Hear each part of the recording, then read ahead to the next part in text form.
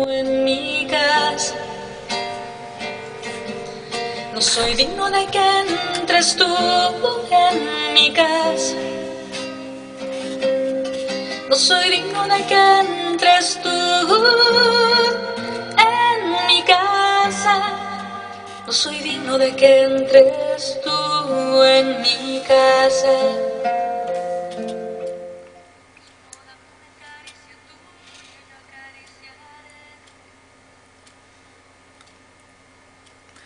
Escuchábamos a la hermana Glenda con su voz cristalina cantándonos dos canciones, bueno, una y media, de manera que podamos, bueno, asimilar lo que fuimos diciendo acerca de Pablo de Tarso.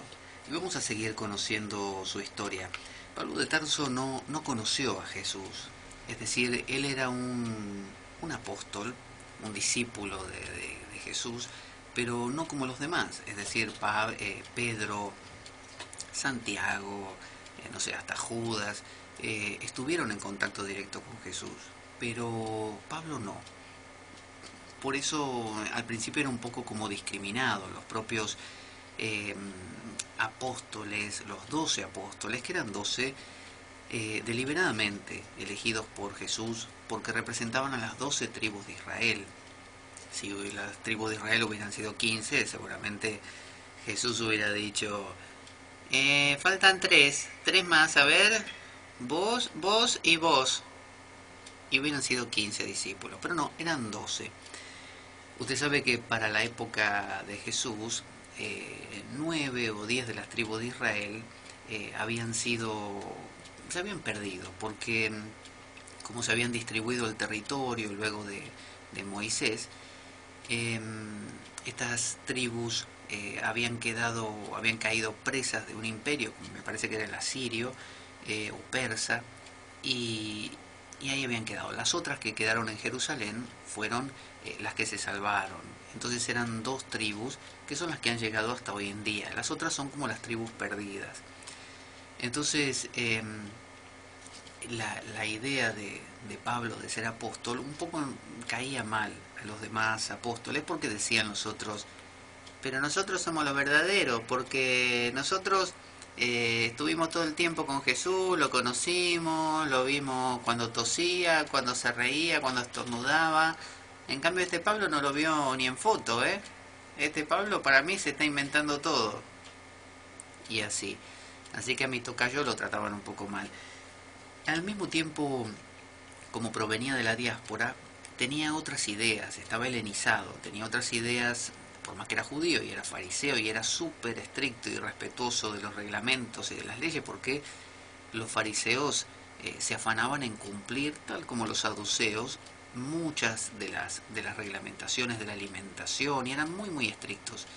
Sin embargo, tenía ideas helenizadas y entre ellas, fíjese, esta idea de un Mesías que venía no solo para el pueblo judío, sino para todos. Un Mesías que no solo era el Salvador físico, porque los judíos pensaban que iba a venir un Mesías como una especie de líder político que iba a reglamentar Israel y a la vez líder militar que iba a vencer a los romanos o a quienes estuvieran subyugando a su pueblo. Al mismo tiempo algunos judíos consideraban que iban a venir dos mesías, es decir, uno político y otro militar. Entonces cuando había un levantamiento y aparecía algún caudillo que los agrupaba contra los romanos, pensaban que ese podía ser el Mesías. Por eso en la película La Última Tentación de Cristo, el que hace de Judas, que lo vea, que era celote, que lo vea a Jesús por momentos cuando Jesús se pone como beligerante y peleador contra los romanos y que parece que va a caudillar a todos para pelear, este Judas se pone contento, pero después Jesús en la película afloja y se lo replantea y ahí Judas entonces lo mira mal. Entonces se esperaba que el Mesías fuera así, pero Pablo tenía otra idea del Mesías. Lo plantea primero como un hijo de Dios, ¿no? Como si fuera que Dios tenga un hijo. ¿Y cómo va a tener un hijo Dios? Si para los judíos Dios es algo sin forma, ¿cómo va a tener un hijo algo que no puede ni siquiera nombrarse. Los judíos no lo pueden nombrar a Dios, le llaman Adonai, eh, nombres como por ejemplo el más alto, el gran Señor, Elohim, pero nunca lo llaman con su verdadero nombre. Por eso el verdadero nombre para Dios de los judíos está en el tetragramatón, que son 4 letras, Yod, He, Vav, He, y no tienen vocales entre medio para que nadie lo pueda pronunciar, que nosotros lo hemos traído, como nosotros no respetamos nada, lo hemos traído a nuestro occidente cristiano y decimos Yahvé o decimos Jehová, que en realidad es haberle metido vocales por el medio, pero es un nombre impronunciable, tampoco es representable. A los judíos les parecía una abominación representar a Dios, decir esto es, humanizarlo. Fíjese el becerro de oro de Aarón, el hermano de Moisés, que fue una locura. Moisés le pareció terrible y rompió las tablas, la primera alianza del pueblo de Israel que bajó del Sinaí, la rompió contra el becerro para destruirlo. Entonces, fíjese la concepción judía, que era la de Pedro, la de Jerusalén. Ellos veían a Jesús como eso, como un Mesías, pero un Mesías fallido, un Mesías que no le había funcionado la cosa, que había intentado pero no pudo. Y Pablo, como estaba helenizado y en el mundo heleno, en el mundo griego, Dios tiene hijos. Hércules es un semidios, es un hijo de Zeus, al igual que lo es también Perseo. Son hijos de Dios, medio humanos, medio de Dios. Entonces esta idea de que sí, puede haber un humano divinizado, la antropomorfización de Dios era común para los griegos. Los griegos no veían mal esa forma humana y divina a la vez, pero un judío no. Entonces Pablo, que tenía este trasfondo helenizado, sintió que lo que le decía esa voz era que ese hombre, Jesús, no era un Mesías al estilo judío común y corriente, era el Hijo de Dios, y que Dios lo había mandado como vio que el ser humano no podía redimirse por las obras, porque nadie podía cumplir la ley perfectamente, porque hasta la ley tenía contradicciones. O sea que si usted, no sé, cumplía todo, siempre había algo que le faltaba cumplir. Entonces, que Dios había mandado a su hijo a que muera en la cruz, estaba planeado ya la cosa, ¿no? Y al morir en la cruz, se iba a poder dar esta prédica, que la iba a hacer Pablo y todos los creyentes, para que todos creyeran en él. Y si creían en él, entonces iba a venir como el premio, digamos. Entonces, esa idea de divinización de Jesús y de plan divino que abarcaba ahora a los gentiles también, era lo que Pablo quería hacer. Fíjese que Pablo utilizaba, cuando citaba la Biblia, no utilizaba la Biblia hebrea, en arameo o en hebreo, no. Utilizaba la traducción griega de la Biblia. Es como si yo hoy en día, para citar, no sé, ¿qué le puedo decir? El Bhagavad Gita, un texto hindú, en vez de recurrir al texto en sánscrito, que es la lengua original, yo la leo en español, por ejemplo. Y usted me dirá, pero en el original estarán las palabras correctas, en la traducción no. Exactamente. Bueno, Pablo estaba utilizando la traducción al griego de la Biblia. Entonces Pablo se catalogaba a sí mismo como un aborto.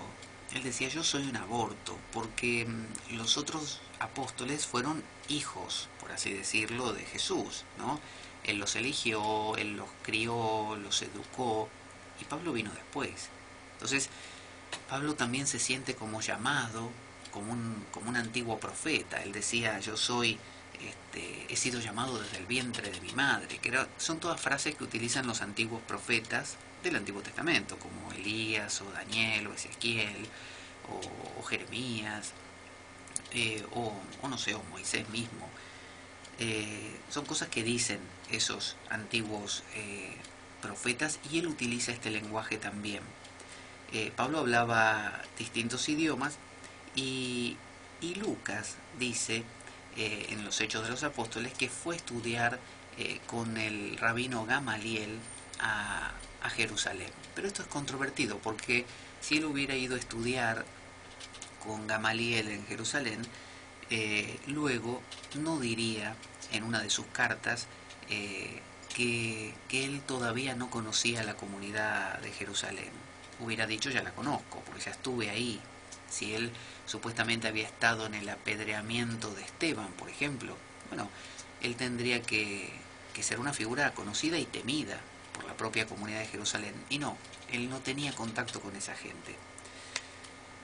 Al mismo tiempo, estos judíos helenizados, cuando veían la opresión romana, y como tenían esta idea apocalíptica, porque eran muchos fariseos, empezaron a llegar a Jerusalén. Veían que los tiempos se aceleraban, que estaba probablemente por venir el Mesías. Entonces en la mentalidad judía decían así, vamos a ir para Jerusalén, no vaya a ser que venga el Mesías y no nos encuentre y no podamos resucitar. Y en el caso que resucitemos todos igual, vamos igual a Jerusalén, porque así resucitamos primero. ¿Me entendés, hijo mío? Entonces los judíos helenizados iban a Jerusalén al encuentro de las comunidades de judíos residentes ahí en Jerusalén, más tradicionales, más hebreas, para poder esperar a ese Mesías que estaba por llegar. Entonces, al enterarse de toda esta historia de Jesús, porque acuérdese que cuando Jesús murió, nadie lo podía explicar. Los discípulos estaban sumamente confundidos, no querían ni salir de su casa, porque les parecía una contradicción, cómo el Mesías iba a morir, y no lo entendían. Mientras que las mujeres, dicen ahí los evangelios, Marta, María, que fueron las que lo vieron, empezaron a decir que había resucitado, y era cosa muy común decir que un personaje santo, un personaje especial, un maestro, se lo había visto otra vez. Entonces empezaron a circular ideas de que lo vi, decían, ay, que yo lo vi comiendo conmigo. ¿En serio? Sí.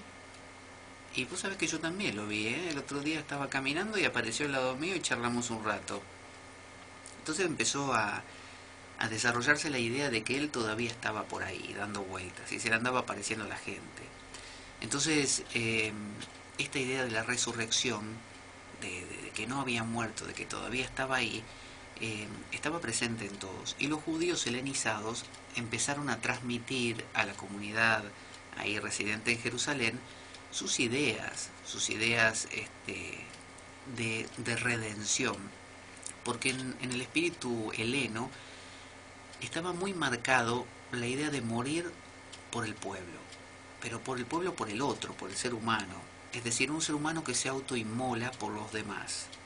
Por ejemplo, alguien que decide sacrificarse a sí mismo para que los demás vivan.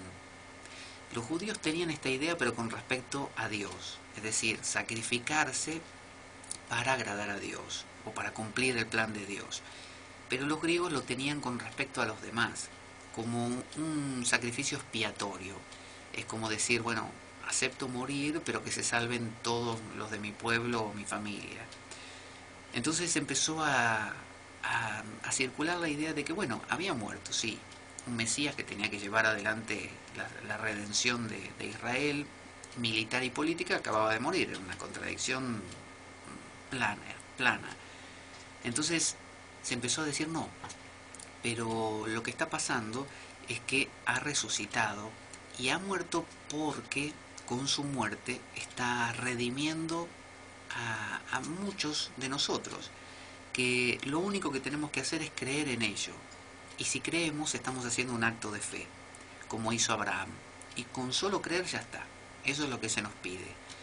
Después, el cumplimiento de las normas, eso da igual. O sea, uno las va a cumplir en tal caso porque le nace, porque no va a andar matando gente, porque sí, o maltratando personas.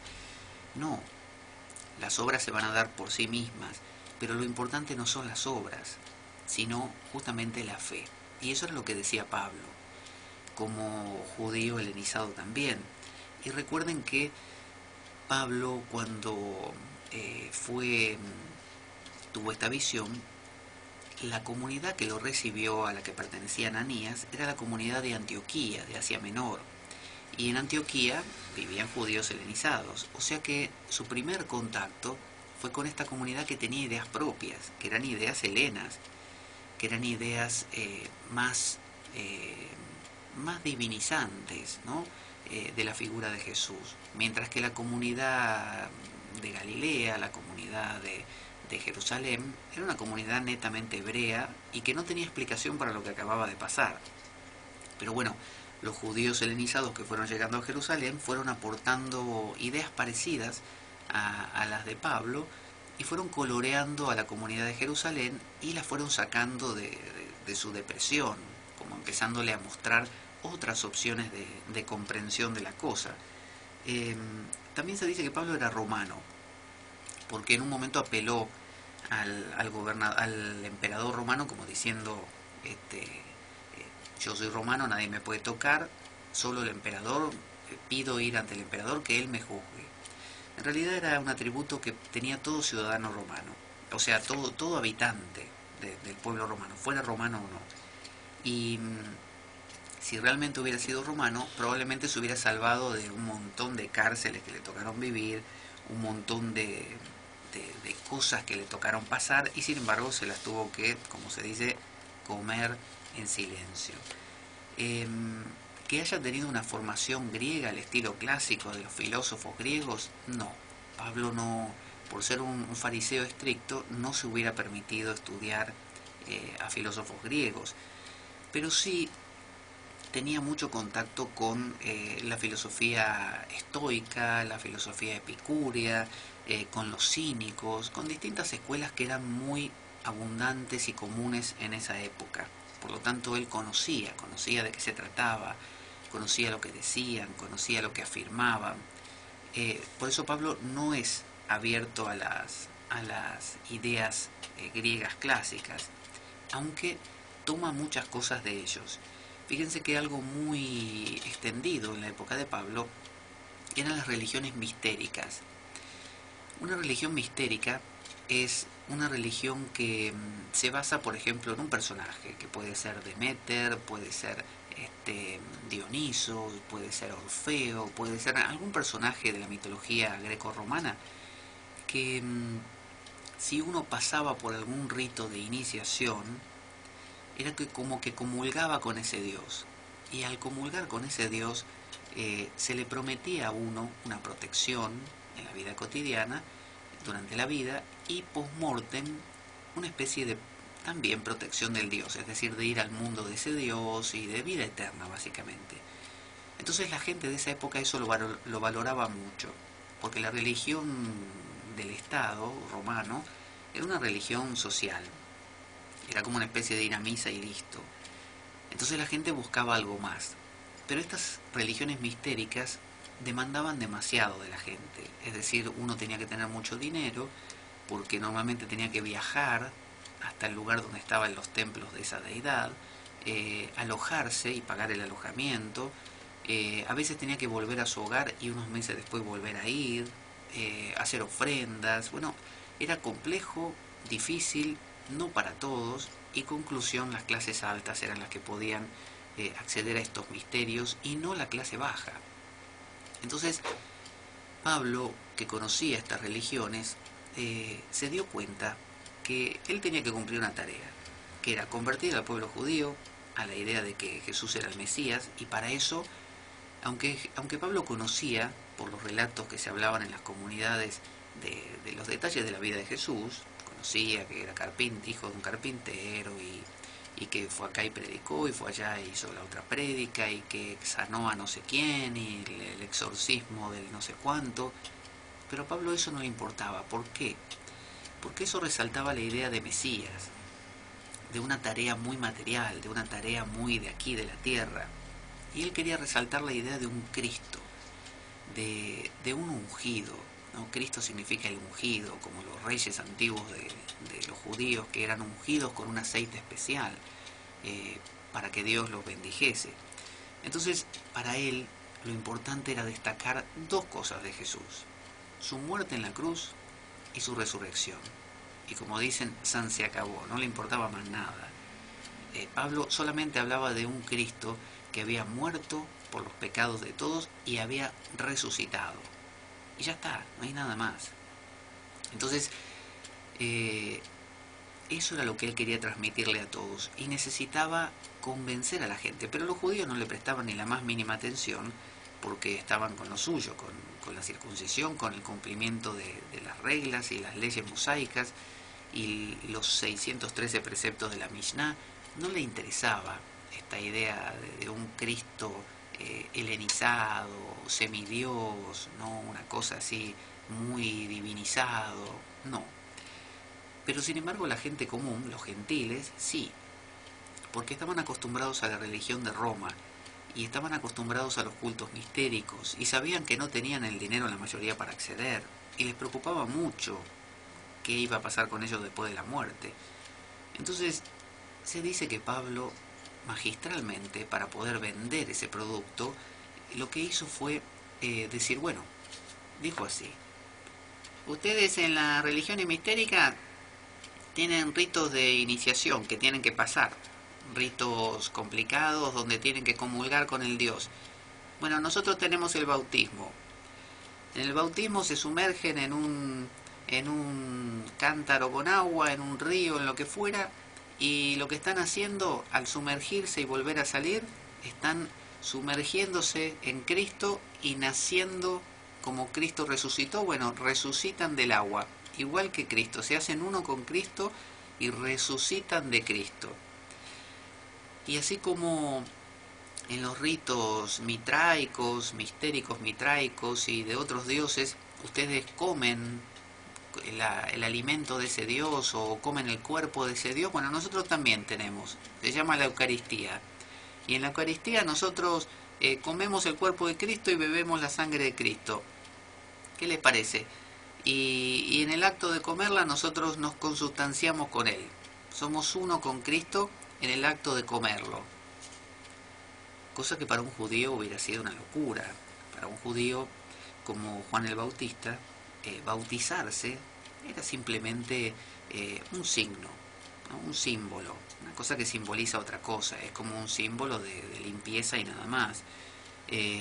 Cuando Jesús dijo: haced esto en conmemoración mía, con respecto al vino y al pan, el judío, como Pedro por ejemplo, judeo cristiano, lo entendía como un recuerdo, es acordarse del maestro, acordarse de lo último que hicimos con el maestro, y nada más, era eso, un recordar a nuestro Mesías, a nuestro maestro.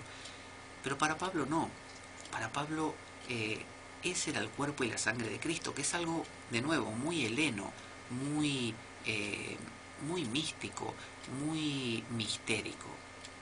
Entonces, se dice que Pablo como que tomó prestado de los cultos mistéricos ese estilo y se lo ofreció a la gente, pero ya no con un costo alto, con donaciones, gratis. Se lo ofreció gratis, accesible, gratis, y con la promesa de que si hacían eso, Dios obviamente los recibía. O sea, se conseguían la inmortalidad, que era lo que buscaban. Por lo tanto, les ofreció una seguridad, les ofreció un premio, les ofreció todo lo que los demás les ofrecían a alto costo, se los ofreció gratis. Y eso obviamente les encantó a todos. Vamos a escuchar una canción nuevamente. Esta vez vamos a descansar con la hermana Glenda, o dejarla descansar a ella, por el contrario. Y vamos a escuchar una de las Carmelitas. A ver, ¿qué nos tienen para cantar? Esta, Cantaré y celebraré. A ver qué nos dicen.